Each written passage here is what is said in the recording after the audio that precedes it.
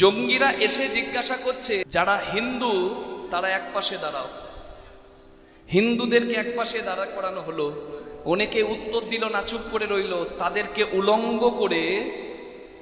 উলঙ্গ করে চেক করা হলো যে হিন্দু কিনা।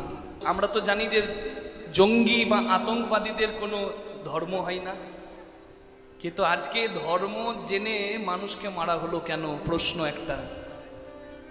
আমি হরিবাসরে এই প্রশ্নটা করে গেলাম, উত্তর আমি পাচ্ছি না, তাই আমারও মাথাটা চঞ্চল হয়ে গেছে। যে এতদিন জানতাম জঙ্গি আতঙ্কবাদী তারা শয়তানের জাত, তাদের কোনো জাতও হয় না, তাদের কোনো ধর্মও হয় না, কিন্তু আজকে তারা এসে হিন্দু কারা তাদেরকে এসে মৃত্যুর পথে পরিচালিত করে দিল। বাবা মৃতদেহটা পড়ে আছে, ছেলে বাবার বুকের ওপর বসে আছে। কি করুণ দৃশ্য! ইন্ডিয়ান নেভির অফিসার 7 দিন বিয়ে করেছে, গেছে স্ত্রীকে নিয়ে কাশ্মীরে বেড়াতে, স্ত্রীর সামনে একজন সৈন্যকে কাপুরুষের মতো মারা হলো। স্ত্রী বলছে আমাকেও মেরে দাও, কেন আমায় মারছো না?